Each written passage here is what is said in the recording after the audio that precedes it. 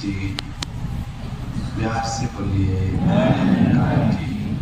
सत्संग जी, आप संतों की बहुत कृपा है कि सतगुरु की रहमत सदका आज आपकी चरण धूली, आपका आशीर्वाद लेने का अवसर मिला। दास तो भाई जहाँ आप संतजन रहमतें, ये खुशियाँ जहाँ बाबा गुरचरण सिंह जी महाराज की देन को बराबर हम इन संतों के मुख से सुन रहे थे, और आज के दिन को मानव एकता दिवस के रूप में भी हम जानते हैं। जितने भी पीर पैगंबर धरती में आए, गुरु साहिबान आए, सबका यही सत्संग वरदान था और यही ध्यान था कि मानव मानव में प्यार हो, मानव में एकता हो, घरों में एकता हो, परिवारों में एकता हो। पर सत्संग सोचने से तो हो नहीं सकती।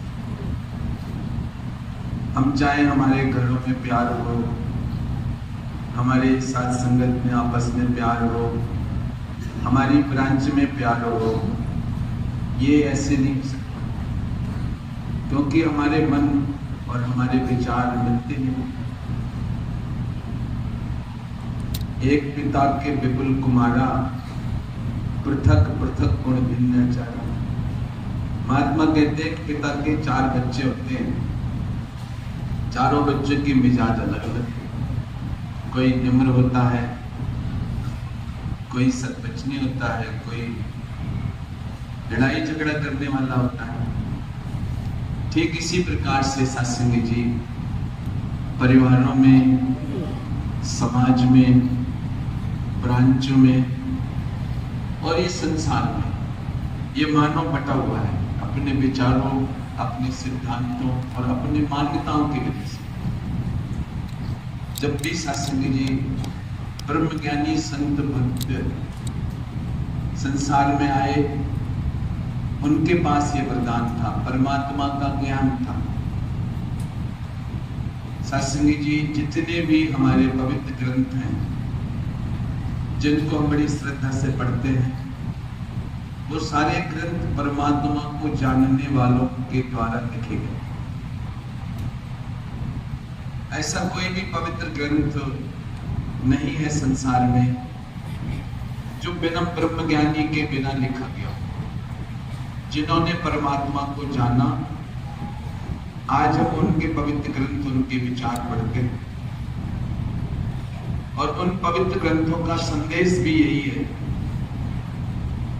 कि एक परमात्मा ईश्वर, जिसके अनेकों नाम हैं, ये एक ही है। इसको जान करके, इसके साथ नाता जोड़ के फिर मानव में एकता आ सकती है, नहीं तो नहीं आ सकती।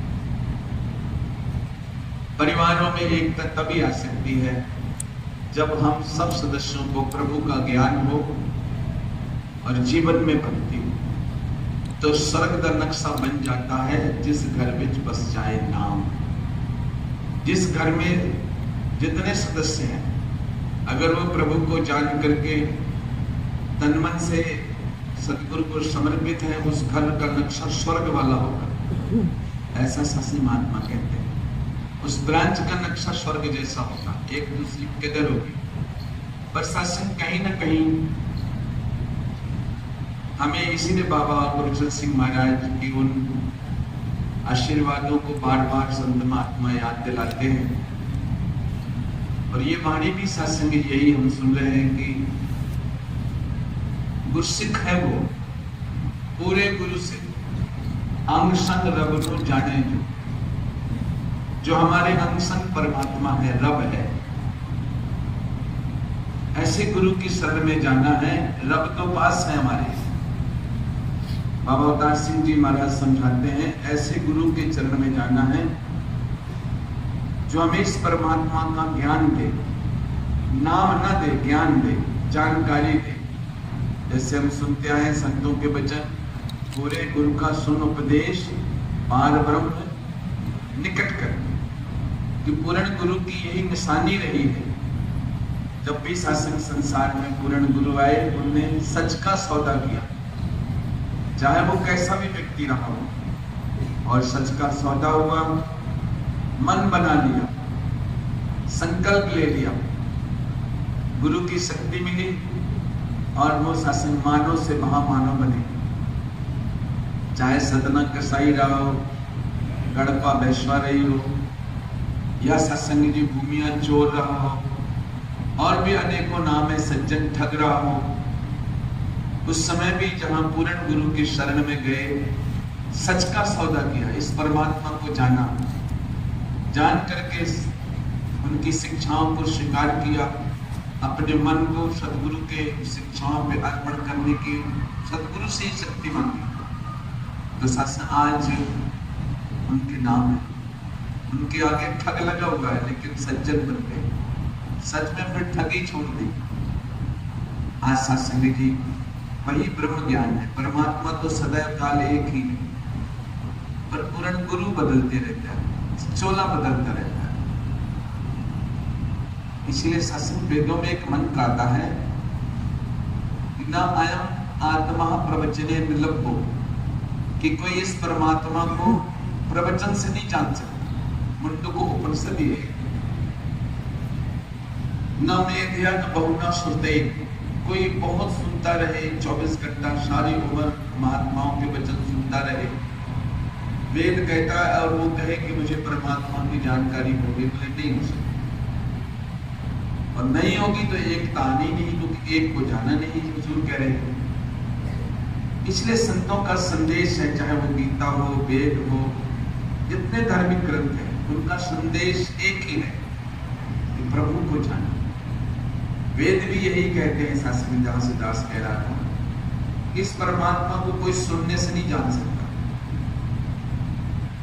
तो कौन जान सकता है? आगे की लाइन वेद कहती है, यम एव एष ब्रह्मते, इस परमात्मा ने जो सर्वव्यापक है, सब जगह है, एक है जिसके अनेक नाम है, किसी घट को चुन ले। यम माने जिसको, एव माने ऐसा इस परमात्मा ब्रह्मते चुन ले, तेन लम्हा, उस घट में प्रकट हो गए। उससे उस आगे के लिए उसने उसको संसार में ब्रह्म ज्ञानी बना दिया, आगे उसको ड्यूटी दे दी।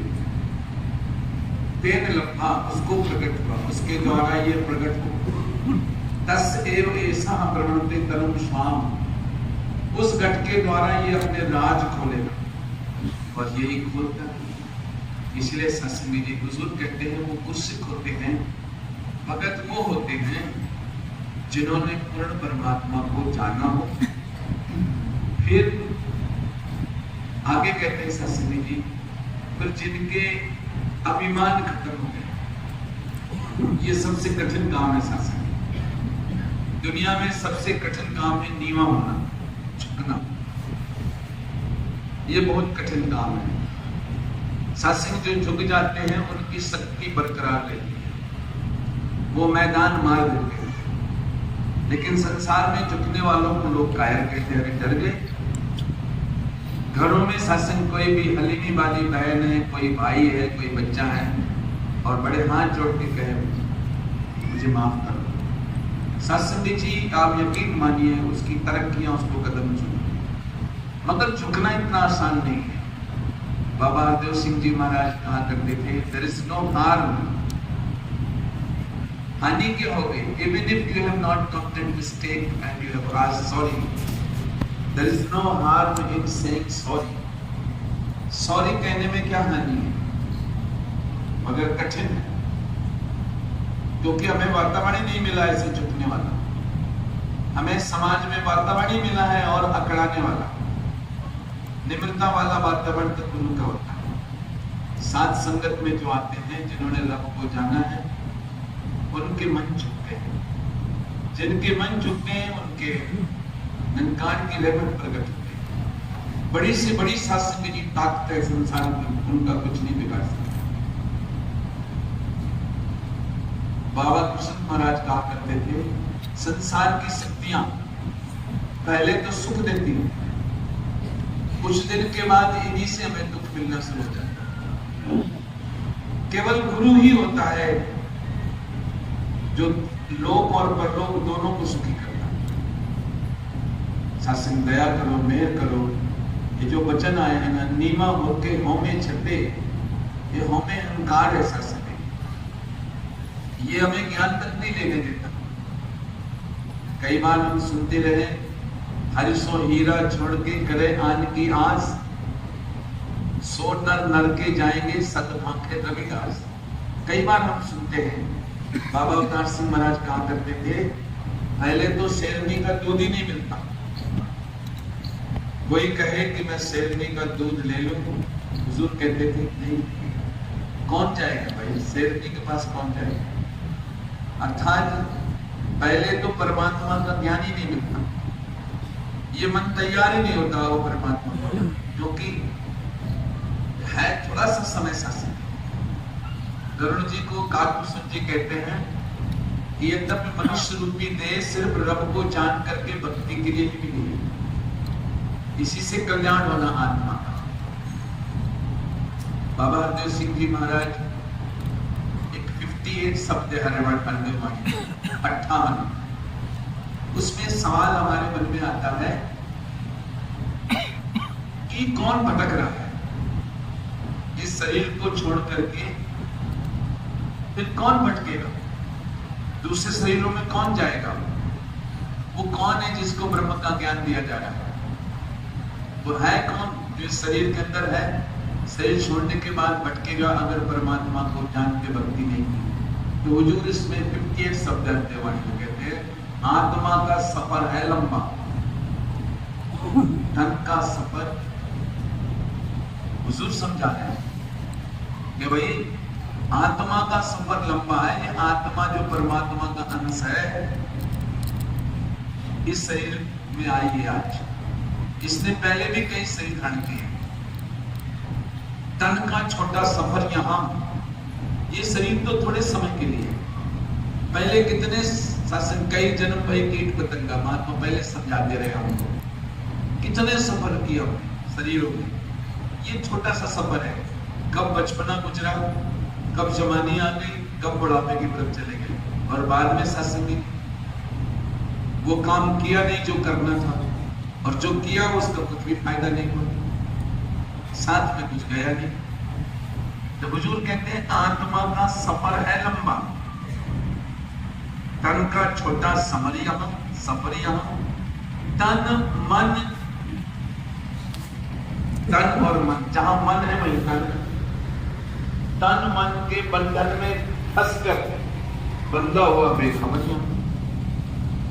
ये तन है, शरीर ठीक रहे, इसको दवाई कराओ, आज बीमार हो गया, कल ये प्रॉब्लम है, मेरा मन नहीं मान रहा, मन ये है, मन ये कर रहा है, अभी आज ये काम करना है, आज वो मकान बनाना है।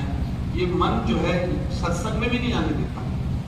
बाबा अवतार सिंह कहा करते थे कि महापुरुषों जब तुम सत्संग को तैयार होगे तो 10 हाथी का बल रोक देगा।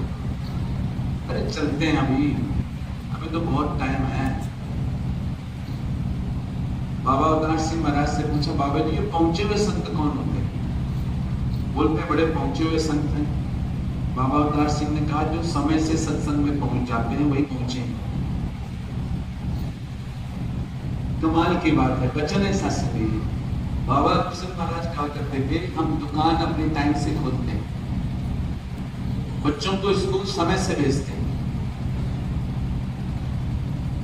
ट्रेन का टाइम हो जाए आधा घंटे पहले पहुंचते हैं बाबा कृष्ण महाराज। लेकिन सत्संग में अपनी मर्जी से जहां आना चाहिए समय से। तो कहते हैं ये जो कल्याण का समय है ये काम इसी का था, पर चूंकि गुरु पे यकीन हुजूर समझाते हैं। तो तन का छोटा सफर नहीं है, यहाँ छोटा है, आत्मा का सफर बहुत लंबा है। हुजूर कहते हैं हाथ हो चाहे पैर हो चाहे मुंह या माथा हो, कुछ भी हो शरीर में, रूह निकल जाए तो इनका मोल न कुछ रह जाता। अगर शासन जी बाहर जाए और बहुत से लोग देखते हो स्कूटर चला के जा रहा था महाराज अचानक हार्ट अटैक हो गया, तो क्या मोल रहा? रूह निकल गई, ये आत्मा निकली, शरीर का कोई मोल नहीं, उसी को पूछा जाता है। इसलिए समझाते हैं शासन, ज्यादा समय नहीं है। कोई 58 शब्द का ये अंतिम बात है। ये हुजूर हमें समझाते हैं कि भाई आत्मा से है कीमत तन की। ये जो शरीर है ना, जितना आप, इसकी कीमत कुछ नहीं है अगर आत्मा की ना हो। तुम्हारे शरीर में ये आत्मा, तुम जब तक बैठे हो, इसकी कीमत, आत्मा से कीमत है तन की। इसीलिए आत्मा का कल्याण करा। तो तुम आत्मा है, तुम शरीर नहीं हो। बाबा जी कहते हैं, हमें समझाते हैं, आत्मा का कल्याण परमात्मा सद्गुरु ही करेगा, कोई और नहीं कर सकता। वहां के लिए टाइम नहीं है। शास्त्री जी पढ़ाते थे, सत्संगी जी बाबा गुरसिंह महाराज के बच्चों को, तो कहने लगे शास्त्री जी कमरे में बच्चों को पढ़ाते हुए कि भाई 1 महीना दोबारा एग्जाम का बचा है, अब कहीं नहीं जाना, सत्संग भी नहीं जाना। तो बाबा गुरसिंह महाराज कमरे से बाहर आए, बोले विद्यार्थी जी बाकी कहीं मत जाने दो, तो सत्संग को मत लो। ये परीक्षाएं जो है ना, ये सत्संग की कृपा से ठीक होना, ये बुद्धि तभी आनी है। ये मुश्किलात जो है, हर मुश्किल का हल सद्गुरु है। तो आप इनको सत्संग से मत रोको। हुजूर कहते हैं भाई आत्मा से कीमत है तन की, आत्मा का कल्याण करा, कहे हरदेव ब्रह्म ज्ञान से, आवागमन से इसे बचा। इस आत्मा को बचाना है, ये बार बार जो भटक रही है शरीरों में। तो यहाँ भी शास्त्री जी, गरुड़ जी को भगवान जब सवाल करते, काकभूषण जी कहते हैं प्रभु ये जो देह है ना, इसके जैसी कोई देह नहीं। नरक स्वर्ग अपोरग नशेनी, ज्ञान वैराग भगत सुख देगी। ब्रह्म का ज्ञान किसी और शरीर में नहीं हो सकता। कितने भी शरीर हो, खाना पीना तो होगा, भक्ति कोई और शरीर नहीं, गुरु की सेवा कोई और शरीर नहीं कर सकता। वचन मानने की ताकत, सेवा करने की ताकत ये सद्गुरु ने मनुष्य को ही दी है।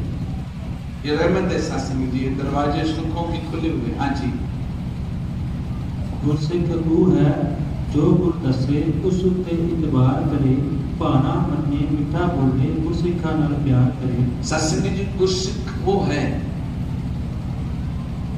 जो भाड़ा मन ले। भाड़ा मतलब जहां कहते हैं ठीक है, प्यार कभी ना, सत्कार में कभी ना ऐसा।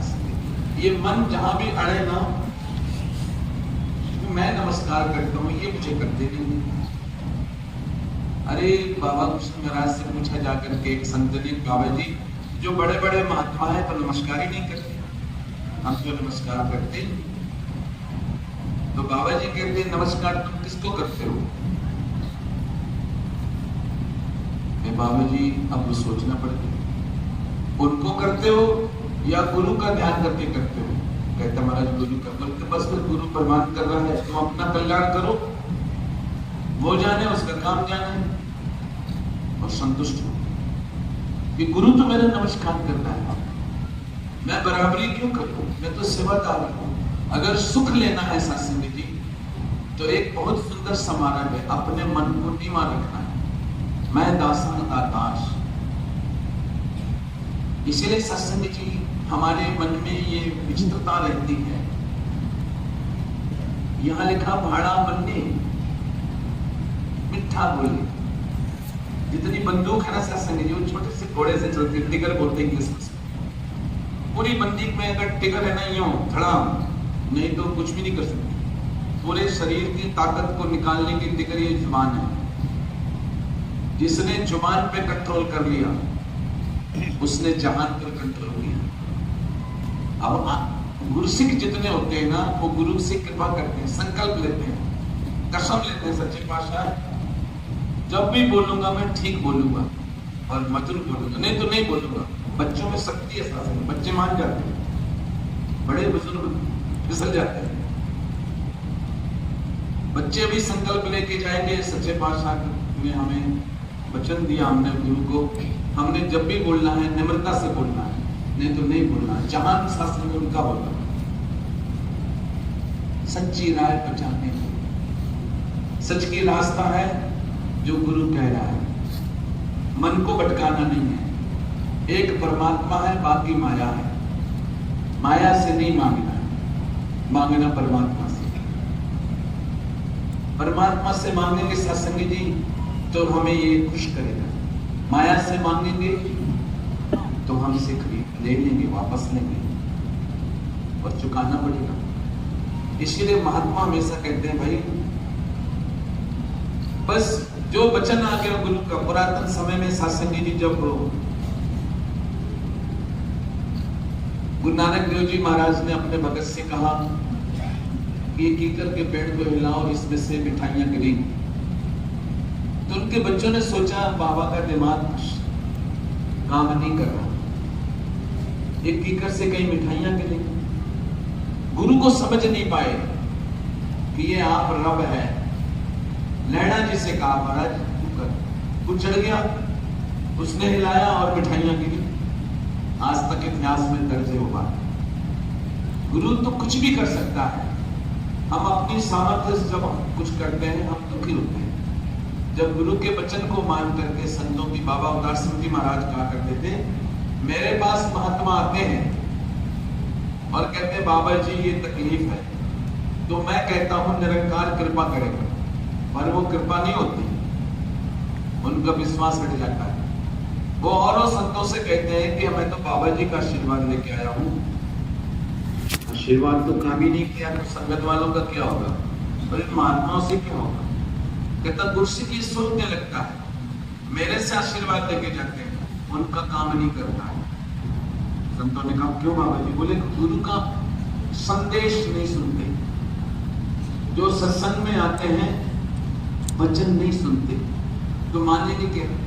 बुजुर्ग कहते हैं जो सत्संग में आते हैं वचनों को ध्यान से सुनते हैं, उनके घर सुखों से भर जाते हैं। हुजूर ने कहा मेरा संकेत है कि जिसको जो घर में प्रॉब्लम है, मेरे गुरसिखों को जो चाहिए, हालांकि सदगुरु का दर सुखों का दर है, मैं बाबा अवतार सिंह जी कहते हैं। और ये बात बाबा गुरु सिंह महाराज ने भी कही है। आप गुरुवचन किताब है 15वां उसका अध्याय पढ़े। हुजूर कहते हैं गुरु का दर जहां रब रूपी हीरा देता है, वहां गृहस्थ जीवन के सारे सुख देता है।